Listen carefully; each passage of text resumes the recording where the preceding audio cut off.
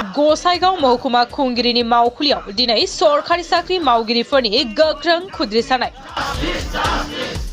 NPS खौ बोखारनानै OPS खौ फोथांना लाखिनांगौनि गोख्रों दाबिजों 11 रिंगानिफ्राय जागायनानै 2 रिंगासिम 3 घन्टा गसाइगावआव सरकारि साख्रि मावफारियाफोरनि गोख्रों खुद्रिसानाय रोजा रोजा सरकारि साख्रि मावफारियाफोरा बाहागो लायो बे हाबाफारियाव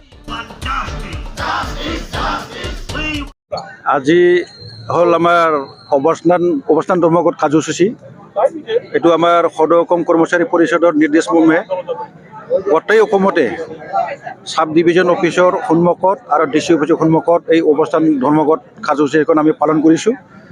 এই অবস্থান ধৰ্মঘট কাৰ্যসূচীখন আমাৰ 11টাৰ পৰা আৰম্ভ হৈছে। 11টাৰ পৰা 2টা বজালৈকে 3 ঘণ্টীয়া প্ৰগ্ৰাম আৰু ইয়াৰ মেইন উদ্দেশ্যটো হ'ল পুৰণি পেঞ্চন আমাৰ ভাল ৰাখিব লাগে আৰু নতুন পেঞ্চন বাতিল কৰিব লাগে। মেইন উদ্দেশ্য এইখিনি আৰু ইয়াত আমাৰ কোনো স্মাৰক পত্ৰ প্ৰদান কৰা নহয় মহকুমা ডিপুটিলৈ।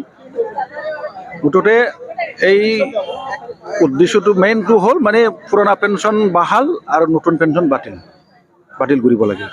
এইখিনি উদ্দেশ্যলৈ আমি ইয়াত একগোট হৈছোঁ।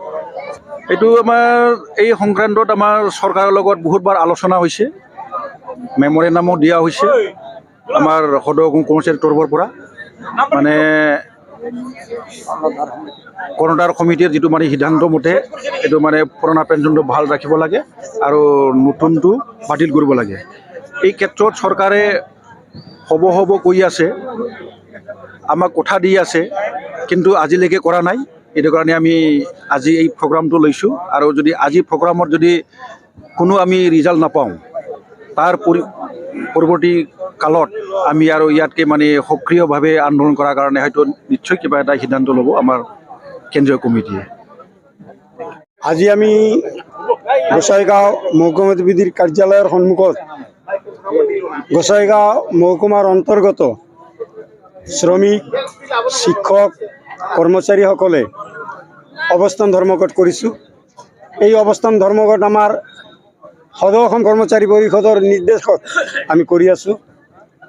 এই বিষয়ে আমাৰ গুৱাহাটীত 38 সংখ্যক যিটো কৰ্মচাৰী পৰিষদৰ অধিৱেশন হৈছিল তাত এই সিদ্ধান্ত লোৱা হৈছিল যে চৰকাৰে যদি আমাৰ এই OPSটো মানি নলয় তাৰমানে NPSটো বাতিল কৰিব লাগে আৰু OPS বহাল কৰিব লাগে। আমি চৰকাৰৰ লগত বহিছিলোঁ, চৰকাৰে তেনেকুৱা পজিটিভ এনচাৰ আমি পোৱা নাই, যাৰ কাৰণে আজি আমাৰ এই ধৰ্মঘটটো সদৌ অসম কৰ্মচাৰী পৰিষদৰ নিৰ্দেশত গোসাইগাঁও জিলা কৰ্মচাৰী পৰিষদৰ সৌজন্যত পতা হৈছে আৰু এইটো হ'ব পুৱা 11 বজাৰ পৰা আবেলি 2 বজালৈকে 3 ঘণ্টীয়া অৱস্থান ধৰ্মঘট। কোনো স্মাৰক পত্ৰ আমাৰ দিয়া নহয়, আমাৰ এইটো চেণ্ট্ৰেলি দিয়া হ'ব। আমি নেক্সট পৰৱৰ্তী কাৰ্যসূচী আমাৰ সদৌ অসম কৰ্মচাৰী পৰিষদে যিটো ল'ব সেইটোৱে আমি অনুসৰণ কৰিম।